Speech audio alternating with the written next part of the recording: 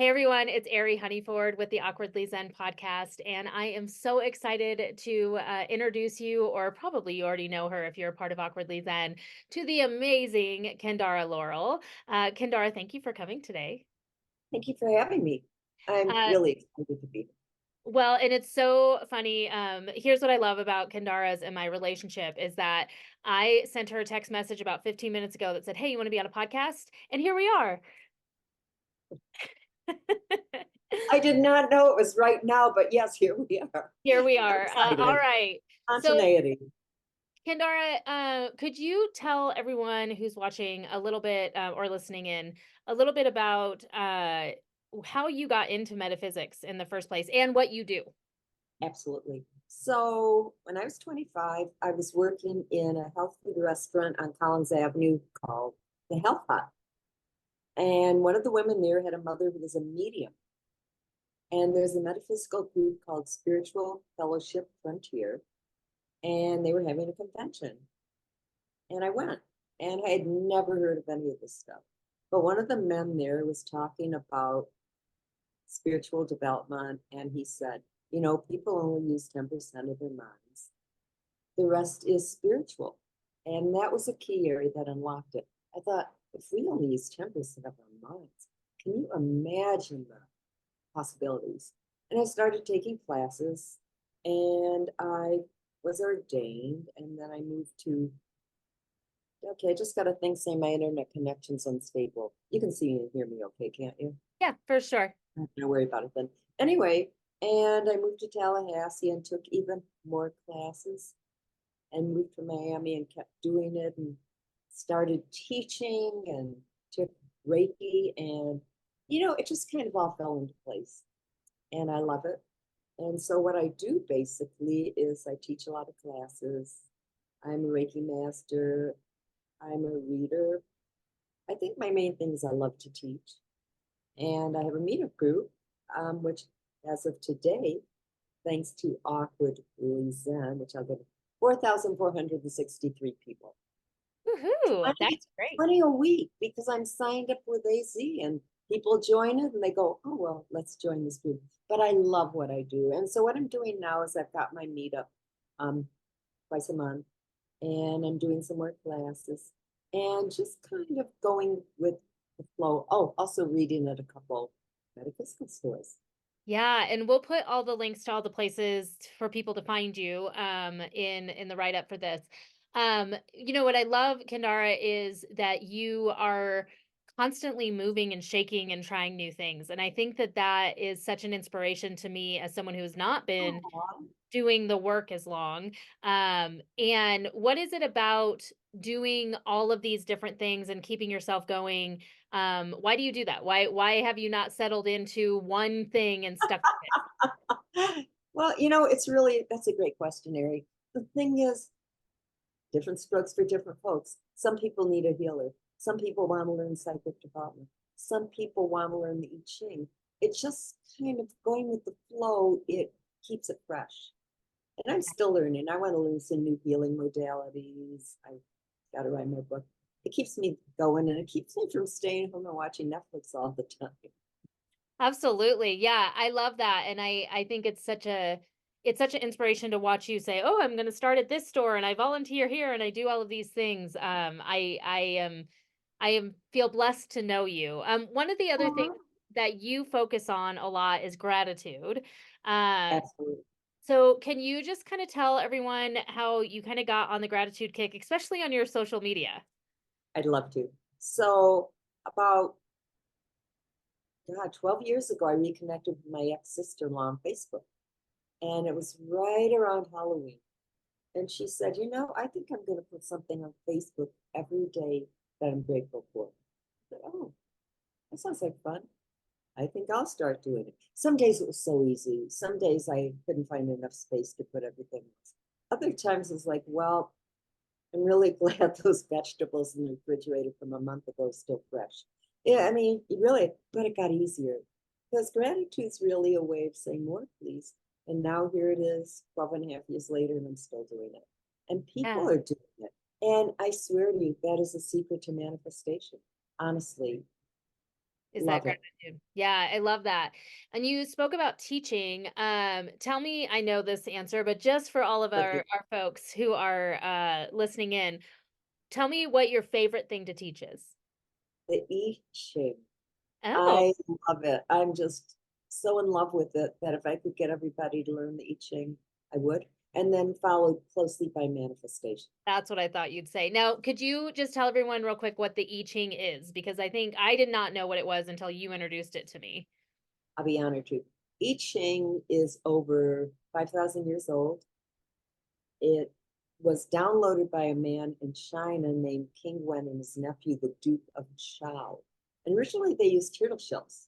And it's basically a way of connecting with your higher self, Harry. You don't even have to have a question. You take three pennies, throw them 6 times. Heads count as a solid line, tails count as a broken line. And you come up with a 64 line, 64 line figure, six line figure of 64 hexagram. It's mind blowing. Yeah. Um, I learned it from a Native American shaman over 38 years ago named Howard Batman. And somebody said he's on Facebook. So I contacted him. I said, I don't know if you remember me. My name was different, blah, blah, blah. And he didn't say he remembered me, but he said, it's great to hear from you. And he's teaching it all over the world now. But it's a way of connecting with your higher self. It's wonderful. I love that. So you mentioned right there that you've changed your name. So can you tell us, because this happens a lot, especially in the metaphysical world, right? Of like kind of finding the name that fits you more. A lot of people think I've changed my name because Ari sounds so metaphysically minded. It's not. That's my name, my given name. It suits you. It's a beautiful name. I Thank you. really like Thank it. you. So, Kendara, tell me, what is it about Kendara? Like, what drew you to that name, and Okay. what made you change it? Because it's a big deal to That's, change your name. that's a great question. So my name at birth was Freda after my great grandmother Frida, and people still call me Freda. And I go, but at one of my meetups, I had a woman named Marilyn Harper who channeled a group energy called Adirondra. Have you heard of her? Only from you. Really interesting woman. And she was speaking at one of my meetups, which are now online, but it was in person. And she was talking about, this group. And she said that I had done something and she called me Kendra. And I loved the name Kendra. I'd always loved it. I've always been attracted. And then she stopped. She said, but your name isn't Kendra. I said, what is it? She said, it's Kendara. From when you led thousands with your voice in Lemuria. And I resonated and I connected. But I didn't change it. I kept Greta. And then I asked her about a year later if I could just use the name Greta and not change it legally. She said, no, because Kendara is your spiritual name. And basically, you should use it. And so I changed it. Changed it legally actually in about 2016. And that's Yeah. how I got it. I can't imagine Great you question. as anything other than Kendara. So, That's what everybody says. Thank you for that. yeah, I love that. You know, you you mentioned about having people as guests on your meetup, and I have to say I want to make sure people know this kind of bit of history for Awkwardly Zen because I think this is so fascinating. Um, so Kendara and I did not meet in person for quite a while, and we started Awkwardly Zen, and Lori Hewitt invited you to join in on Awkwardly Zen, and it all kept snowballing from there. But one of the things that I love about our history is that I came to your meetup online during COVID where Lori Hewitt was speaking, and she picked me as the example to show what she did, which at that time she was only doing soul council readings. Now she does mediumship and other things as well. But Amazing woman. yeah, love Lori. But she picked me. And so in that meeting, I thought, I've had multiple small readings from her. I need to book a full session. And so I did. And in that session was when she said, your soul council said you need to start a meetup. And I did that day. And 2 days later, we were at 60 people, and I was like, oh my gosh, what am I doing? And here we are, almost to 17,000 people worldwide, less than 4 years later.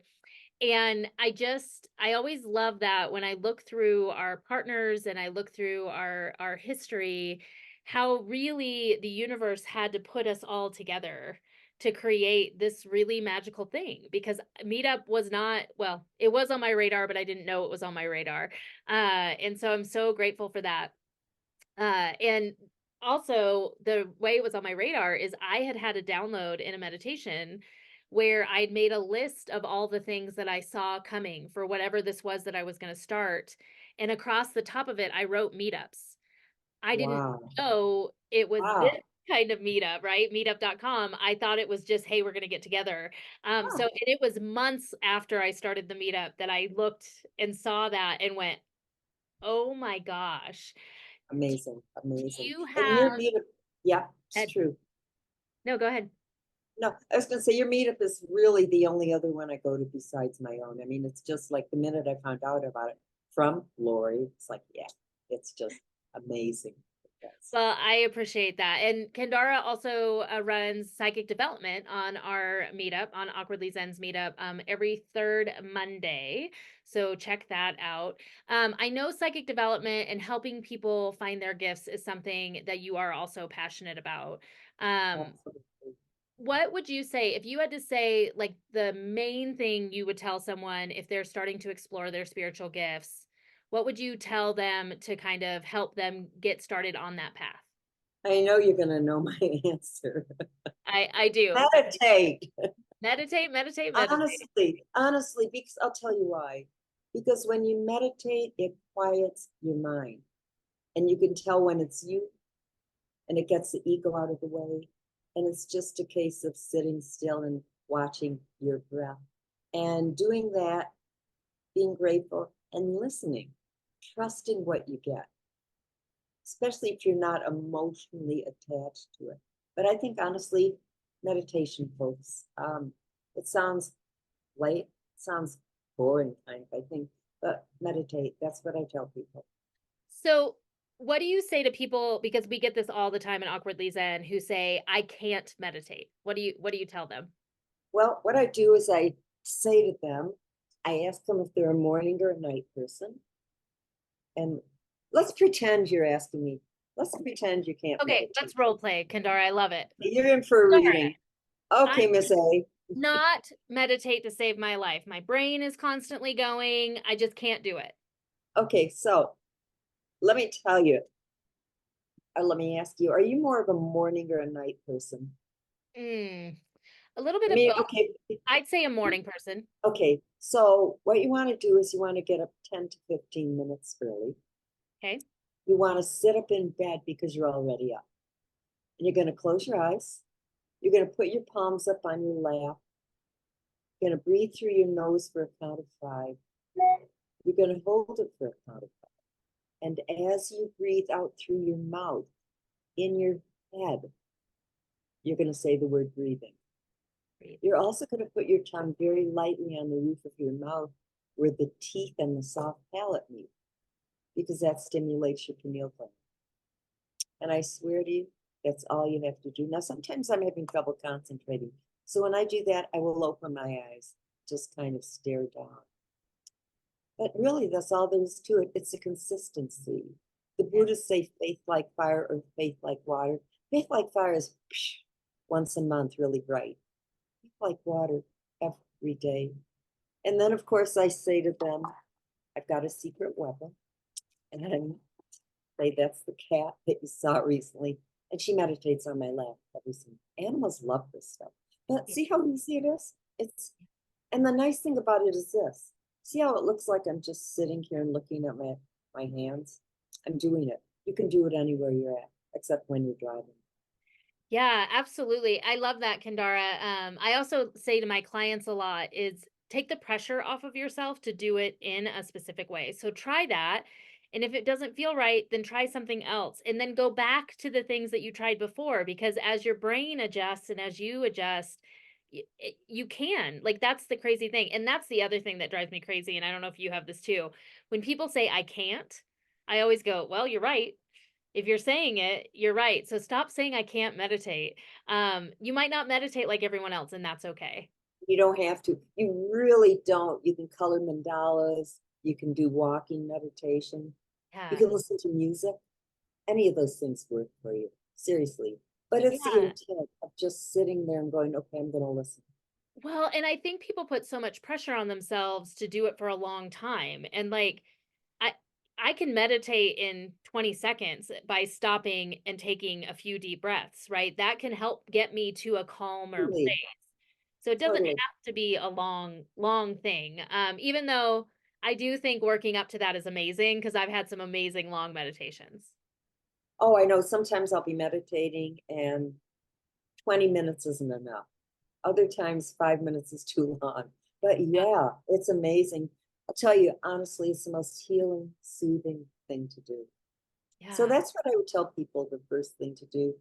And then there's so many other ways they can do it, but the intuition keeps you quiet. The mind listens.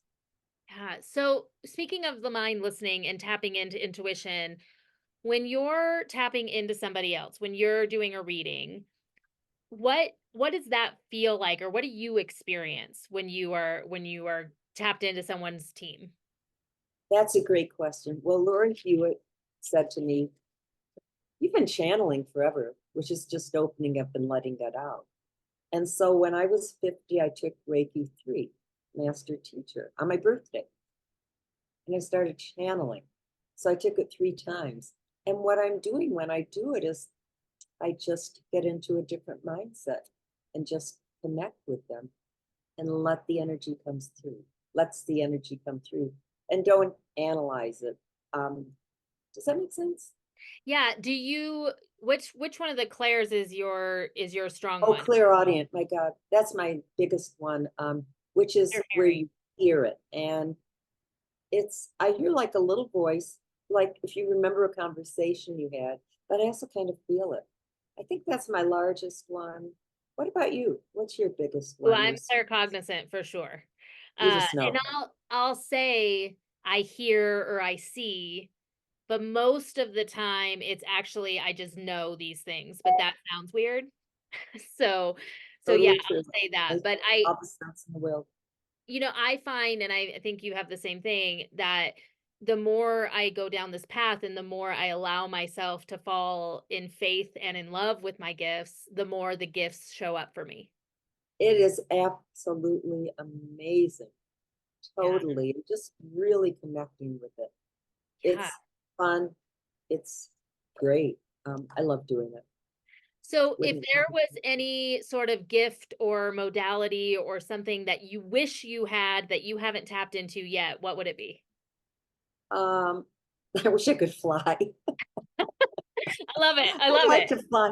Honestly, I'm at the risk of sounding complacent.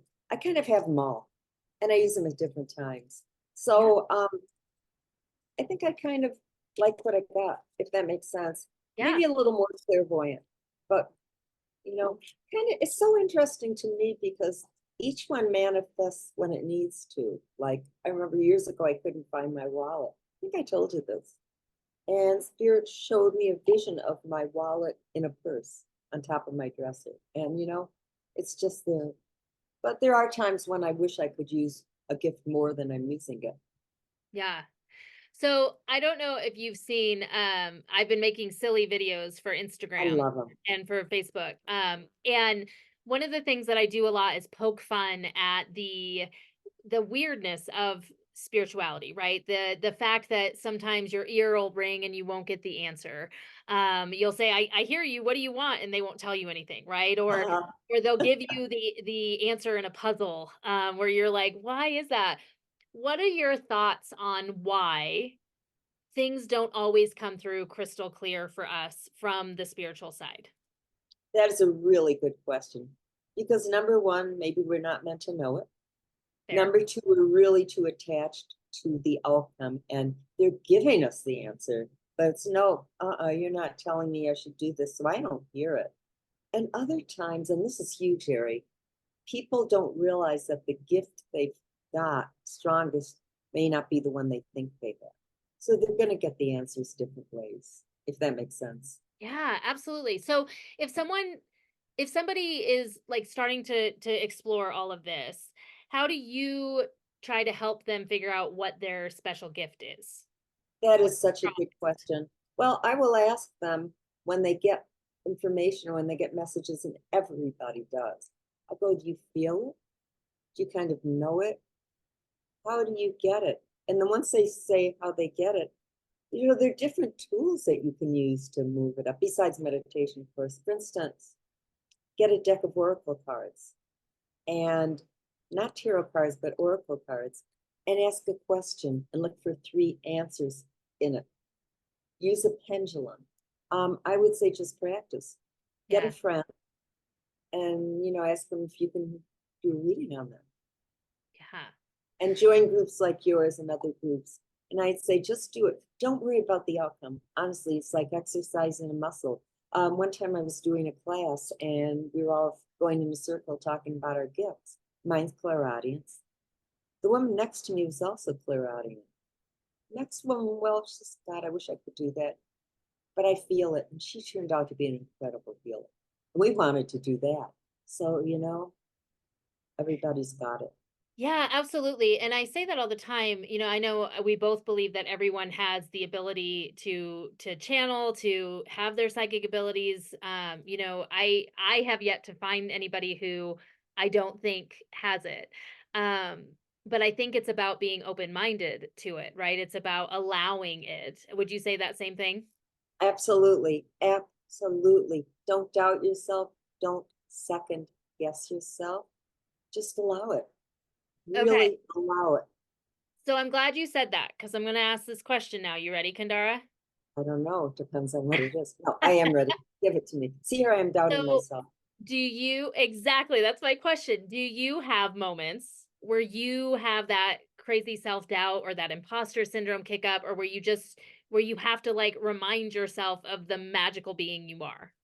There is not a time that I'm not doing a reading that I'm afraid I'm not going to have anything for people. And there's not a time when I'm doing a reading for someone that I don't know if it's right. And I don't know all the time, literally. So, yeah, I do get it a lot. But then the connection with meditation and just knowing it's not me Right. makes me Right. realize it. I'm going, yeah, that's really right. The So practice does. So what I'm hearing, make sure I got that right. Like you do have those moments. You do have those moments where you're Oh, like yeah. self-doubting. So how, because Yeah. I get this all the time with my coaching clients, right? Where they're like, I don't know how to get over this doubt. And I have my own things I say, but would you say if I came to you and I said, Kendara, man, I think I'm getting the messages, but I'm not positive. And how do I know if it's me or if it's the spirit or what it is? How do you help guide people in that? That's a great, great question. Well, I tell them that when it's them, when it's their ego, when it's the person rather than the intuition they're connecting with, although they're connected, there's an emotional feeling like, oh my God, I've got to do this. I have to do this or this isn't going to happen. But when you're quiet, and that's why the meditation is so important, when you're quiet and you just get this, it comes to you. Does Yeah. that make sense? Yeah, absolutely. I also have tried to help people lately with coming like asking the question and hearing the first answer or understanding the first answer, right? Because That's huge. we overthink so much as a society, and that overthinking I think is what gets us in a bind, at least with a lot of my clients. So I agree that, and it is for me when I know that it just happened, especially claircognizance. Like it's a weird one, right? Because It it is, feels really. like you, but when you all of a sudden realize you knew something that you have no business knowing, it's then like stop and figure out what just happened because it is going to be It's different it's energetically. mind blowing. You get Yeah. something for this person and you go, you know, when you were 12, this happened. I go, WTF? And I go, Right. yeah, that's exactly right. Right. You're like, I obviously don't know this because I did not know you when you were 12, No, but I know. yeah, It's incredible. It's I love it. incredible. Now, one thing also, and this is huge, is a lot of times it's just finding out what's blocking. The mind, I can't do it, Yeah. and helping them get past that.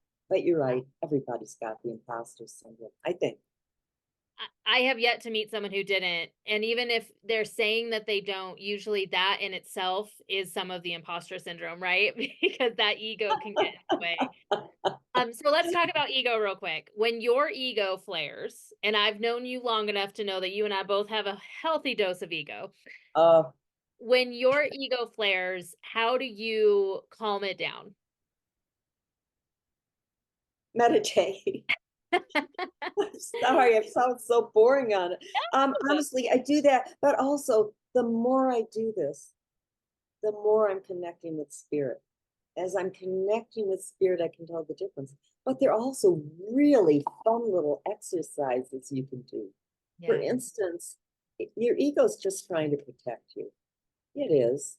So you become friends with it. Hmm. You go, oh, and you do stuff. That all sounds like your awesome videos that you do. But you become friends with it and you go, listen, thank you for telling me that I'll never get that job because I'm not experienced. I appreciate it. But tell me what I need to do to get it. And that really, really works. Another thing is this. Do you know Randy Ferguson? Mm, I know He's the name.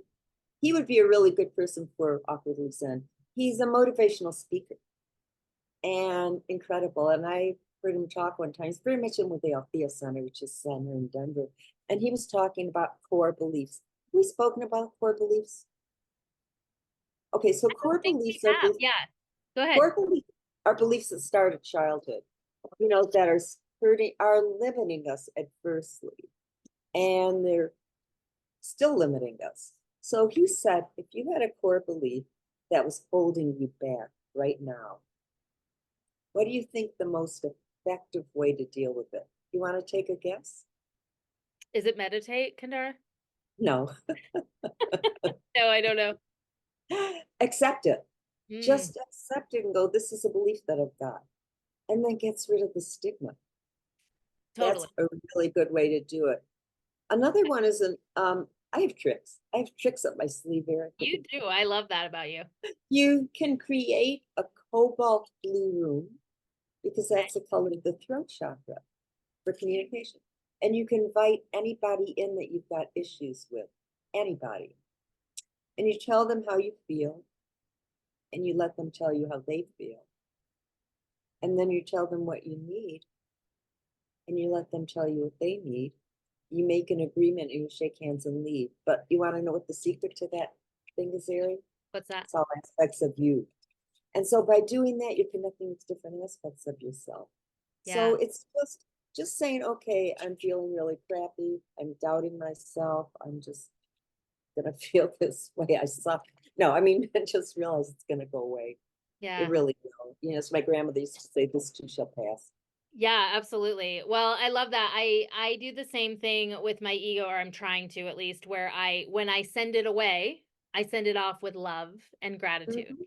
right? Yeah, Because for so long it was a fight, and I don't want to fight with my ego. I want to get along with my ego, like you said. And so thank you so much for sharing that. Um, absolutely. yeah, and it made me think the cobalt room and inviting those people in our heads, right? And having that conversation. I love the fact that you're saying it's an aspect of us because it totally is. I years ago started doing a similar thing, but out actually publicly. I will record on my phone whatever I need to say, and then I'll erase it and I'll say it again, and then I'll erase it and I'll say it again I before. love that. Well, and it's almost like I get to give myself a little bit of therapy because usually that first recording is angry. And then that second recording is sad, right? Because that anger is coming up, that sadness. Oh, And then by the time I get to the third recording, I'm actually saying what I mean. I'm actually like ooh, through the emotions of it. And then sometimes I'll send the recording as it is so that they are actually hearing it. But more often than not, I actually don't end up having to send the recording because I've worked through it on my own and realized my own part in it. And that then de escalates whatever it is. So that's been a great tool for me, just for anyone who's looking to find those tools for communication. I love that idea. Thank Me you. too. And don't Really send love it it. accidentally. That's for darn sure. Like, thank goodness I've never sent the first videos to people. That's why I erased them right away because this girl's got a temper. Okay, Yeah, well, Kendara, I can relate. Okay, go ahead. Kendara, where can people find you? What's the best way to get a hold of you? That's a great question. Probably you can email me, KendaraLaurel.com. Yep. You can try texting me, but a lot of times I don't Let's not listen. give your phone number out there. Let's have them to And your you can website. also go to my website, which is KendaraLaurel.com, Yep. or you can go to Meetup, Introduction to Metaphysics Denver. Yes, and we'll put all of Or they can find me on the Awkwardly Zen Partners page. they can find you on the Awkwardly Zen Partners page. I love that. Thank you. Well, Kendara, I am so grateful that you are such an amazing part of the Awkwardly Zen community. Aww. I just need you to know how much we all look up to you and how grateful we are for your guidance and your friendship during all of this. Y'all, if you have not had a reading with Kendara, I highly suggest it. She has helped me through many, many things. The I Ching is a fantastic way to learn things. It's an amazing thing. And what you get from Kendara, I'm going to say this while she's on camera, is the most excited practitioner you will ever get. Kendara loves what she does so much that the joy that comes out of her when she's reading for you is just in that in itself is worth every dollar. Thank you for that. I'm reminded of being a little girl, and whenever I was excited, there I go. I think I still do that. I love it. I think you should. All right, Kendara. Well, thank you so much for being a guest on the podcast today, and we will see you next time. Thank you for asking me. That was amazing.